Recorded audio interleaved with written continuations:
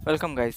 Today हम देखने वाले हैं कि इनकम टैक्स रिलेटेड कुछ जो बेसिक इन्फॉर्मेशन है उसके बारे में हम जानने वाले हैं। तो शुरू करते हैं। What is net taxable income? Net taxable income equal to total gross income minus tax exemption claimed one minus the tax reductions. मतलब कि आपका जो भी टोटल ग्रॉस इनकम होता है वो नेट टैक्सेबल इनकम नहीं होता है, मतलब उस पर आपका टैक्स नहीं अप्लाई होता है। आपका नेट टैक्सेबल इनकम बनता है आपके ग्रोस इनकम में से जब आप जो भी एग्जेम्पशंस लेते हैं, टैक्स एग्जेम्पशंस, उसको माइनस करेंगे, प्लस जो भी आप डिडक्शंस लेते हैं उसको माइनस करेंगे। Exemptions and deductions are the separate points, जैसे कि अभी हम देखेंगे। पहले देखते हैं टोटल ग्रोस इनकम क्या होता है। टोटल ग्रोस इनकम आपका इंक्लूड करता है salary, pension, interest, dividend, house property, income from other sources. मतलब कि ये आपका सैलरी भी इंक्लूड करेगा, अगर आपका कुछ पेंशन्स वगैरह आता है आपको वो भी इंक्लूड करेगा, प्लस इंटरेस्ट, मतलब कि अगर आप कहीं पे आपका बैंक अकाउंट में कुछ अमाउंट है और उस पर आपको क्वार्टरली या कुछ क्वार्टरली या ईयर में 2 बार आप अगर आपको इंटरेस्ट मिल रहा है उसका, वो भी इंक्लूड होता है आपके ग्रोस इनकम में। प्लस डिविडेंड, मतलब कि आप शेयर मार्केट में कुछ इन्वेस्टमेंट किया है आपने और उस पर आपको कुछ डिविडेंड मिल रहा है, वो भी इसमें इंक्लूड होगा। प्लस हाउस प्रॉपर्टी, अगर आपके नाम पे कुछ घर मकान वगैरह है और उसको आपने रेंट पे दिया है तो वो भी आपके टोटल ग्रोस इनकम में इंक्लूड होता है।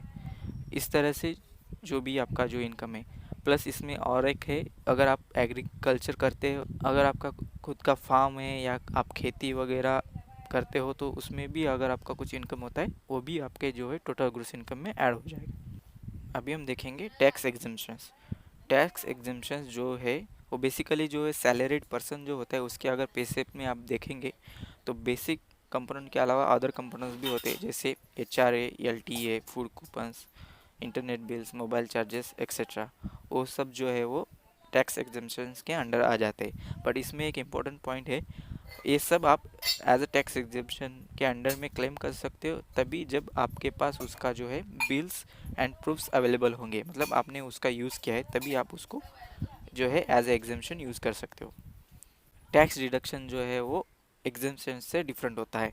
इसके लिए पर्सन को खुद से कुछ इन्वेस्टमेंट करने पड़ते हैं, कुछ पॉलिसीज़ वगैरह अगर आप ख़रीदते हो तो वो भी आप जो है एज ए डिडक्शन क्लेम कर सकते हो। इसमें इंक्लूड है standard 50K deduction plus investment proofs under different section like 80, 80C, 80CCD। मतलब कि जो 50,000 का जो स्टैंडर्ड डिडक्शन है वो सभी के लिए अवेलेबल होता है, उसके लिए आपको कुछ भी इन्वेस्टमेंट प्रूफ दिखाने की ज़रूरत नहीं है। बट इसके अलावा अगर आपको 80C में कुछ इन्वेस्टमेंट करके डिडक्शंस लेना है, जैसे कि मैक्सिमम आप 1.5 लाख तक उसमें डिडक्शन ले सकते हैं। प्लस उसमें अगर आपको प्रोविडेंट फंड में इन्वेस्टमेंट करना है या फिर NPS अकाउंट ओपन करके उसमें इन्वेस्टमेंट करना है तो वो भी आप कर सकते हैं। ऐसा करके आप एक्स्ट्रा जो है 1 लाख का जो है डिडक्शंस ले सकते हैं। नेक्स्ट क्वेश्चन है हमारा, असेसमेंट ईयर और फाइनेंशियल ईयर क्या होता है? जब हम इनकम टैक्स की बात करते हैं तो असेसमेंट ईयर जो है वो हमारा 1 अप्रैल से स्टार्ट होता है करंट ईयर में, और जो हमारा फाइनेंशियल ईयर जो होता है वो हमारा स्टार्ट होता है वो पिछले ईयर के 1 अप्रैल से और एंड होता है 31 मार्च के करंट ईयर में। फॉर एग्ज़ाम्पल अगर ले ले अभी करंट ईयर है हमारा 2022, तो असेसमेंट ईयर बन जाएगा अप्रैल 2022 से लेके 31 मार्च 2023, एंड फाइनेंशियल ईयर बन जाएगा हमारा 1 अप्रैल 2021 से लेके 31 मार्च 2022। अगर कॉमनली देखा जाए कंसेप्ट जो है इसका, तो असेसमेंट ईयर मतलब अभी आपका जो है इनकम का जो स्पैन है वो अभी कंप्लीट नहीं हुआ है, वो अभी ऑन गोइंग है। बट फाइनेंशियल ईयर मतलब आपका जो है टोटल इनकम स्पैन जो है 1 ईयर का वो कंप्लीट हो गया है और आपके पास जो है आपका जो भी इनकम का जो है डिटेल्स अवेलेबल है, प्लस आपका जो है टैक्स डिडक्शंस का भी डिटेल्स आपके पास अवेलेबल है, ऐसा कंसिडर किया जाता है। इसीलिए जनरली जो है हम लोग फाइनेंशियल ईयर के लिए ही अपना ITR फाइल करते हैं। What is form 16 and form 26 है? Yes. Form 16, employer generates receipt against employee income and tax deductions by them, also how much tax they have submitted to income tax department। मतलब कि आपका जो employer है, मतलब आपकी जो भी कंपनी है जिसके साथ आप काम करते हो, वो खुद जो है एक रिसिप्ट जनरेट करता है, उसमें वो मेंशन करेगा कि पर्टिकुलर फाइनेंशियल ईयर के स्पैन में एम्प्लॉय ने जो है वो कितना इनकम किया है और उसके अगेंस्ट कितना जो है उसका टैक्स जो है डिडक्ट हुआ है, और उन्होंने वो जो डिडक्टेड टैक्स जो है वो इनकम टैक्स डिपार्टमेंट को कितना सबमिट किया है, वो सारी जो इन्फॉर्मेशन है वो आपको फॉर्म 16 में मिल जाएगी।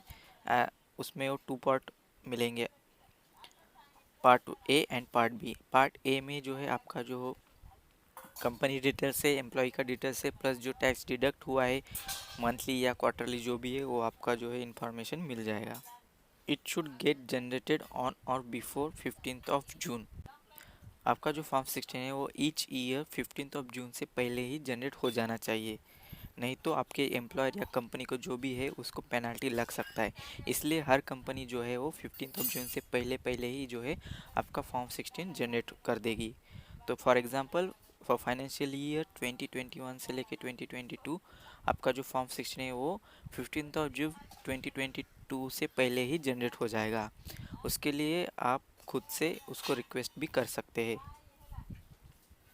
A valid Form 16 is only which generated from official TDS Traces website with having logo on it.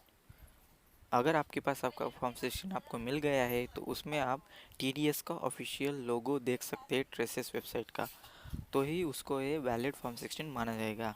अगर उसमें आप ये TDS या ट्रेसेस का जो भी लोगो नहीं देख पा रहे तो वो फॉर्म 16 वैलिड नहीं है। उसके लिए आप आपके एम्प्लॉयर को कांटेक्ट कर सकते हैं। नेक्स्ट, अब हम देखेंगे फॉर्म 26A क्या होता है। Income tax department generates receipt for any individual PAN holder, includes the person income and taxes submitted for the given financial year according to the records held by them. Form 26A में आपका जो भी income हुआ है वो financial year में उसका सारा इन्फॉर्मेशन मिल जाएगा, प्लस जो भी आपने टैक्स सबमिट किया है इनकम टैक्स डिपार्टमेंट को वो भी इंफॉर्मेशन उसमें आपको मिल जाएगा, और ये ऑफिशियली जनरेट हो जाता है by the income tax department of India. Next point है, if there is a mismatch in form 16 TDS with form 26AS TDS then you should contact your employ for that. ये important point है, अगर आपके पास दोनों form है form 16 and form 26AS, अगर उन दोनों में आपको TDS में डिफरेंस नज़र आ रहा है तो आप आपके एम्प्लॉयर से कांटेक्ट करके उसके बारे में डिस्कस कर सकते हैं। जैसे कि हमने अभी अभी डिस्कस किया फॉर्म 26AS के बारे में, अगर आप उसको डाउनलोड करना चाहते हैं तो मैंने यहाँ पे एक स्क्रीनशॉट ऐड किया है, जैसे कि आप देख सकते हैं मैंने ऑफिशियल ITR की वेबसाइट से लॉगिन किया है। अगर आप ब्राउज़र में ITR सर्च करोगे तो आपको वेबसाइट मिल जाएगी, उसमें आप लॉगिन कीजिए। उसमें मेन्यू ई फाइल के अंडर इनकम टैक्स रिटर्न्स के अंडर व्यू फॉर्म 26AS का ऑप्शन मिल जाएगा, उस पर आप आपका जो है फॉर्म 26AS देख सकते हो। लास्ट पॉइंट है हमारा, what are the benefits of filing ITR। उसमें फर्स्ट है, if you want to apply for loan in any banks will ask for last 3 years ITR file report. मतलब कि अगर आप किसी बैंक में लोन अप्लाई करने के लिए जाओगे तो आपको जो है लास्ट 3 ईयर का ITR फाइल रिपोर्ट रिक्वेस्ट किया जाएगा। Next, if you have any plan to go abroad for that going to apply for visa then that also required file ITR report. मतलब कि अगर आप कहीं पे जाने वाले हो अब्रॉड किसी और कंट्री में तो आप वीज़ा को अप्लाई करोगे तो उस टाइम पे भी आपको जो है ITR फाइल रिपोर्ट रिक्वेस्ट किया जाएगा। Third, if you are filing ITR you will get to know if any unnecessary taxes got deducted and you can file returns for them।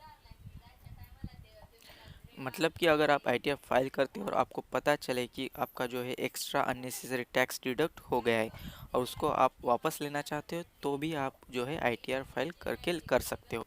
Fourth, if you have any losses in your business or capitals that can be carry forwarded, so ITR filing and tax liabilities can be get reduced। मतलब कि अगर आपके business में आपको कुछ loss हुआ है या फिर आपके शेयर मार्केट में कैपिटल गेंस में आपको कुछ लॉस हुआ है तो उसको आप कैरी फॉरवर्ड कर सकते हो। कैरी फॉरवर्ड करना मतलब आप आपका जो भी टोटल टैक्स लिएबिलिटीज़ बन रहा है, आपका जो भी टैक्स बन रहा है उसमें आप प्लस कुछ एक्स्ट्रा रिडक्शंस कर सकते हो using this carry forward method. Fifth, to get avail best value term insurance policy. अगर आप best value term life insurance policy लेना चाहते हो तो उसके लिए भी ITR फाइल रिपोर्ट की ज़रूरत पड़ेगी। अभी last but not list, you will become aware with best information about taxes and you can able to understand and file ITR yourself। मतलब कि अगर आप खुद से अपना ITR फाइल करते हो हर साल तो आपको जो है लेटेस्ट इन्फॉर्मेशन अबाउट टैक्सेस मिलती रहेगी, जिसका यूज़ करके आप जो है अपना जो है बेस्ट प्लान प्रिपेयर कर सकते हो, जिसमें आपका कम से कम जो है टैक्स डिडक्ट हो सके। आज के लिए बस इतना ही। अगर आपको ये इन्फॉर्मेशन अच्छी लगे तो please like, subscribe and share. Thank you.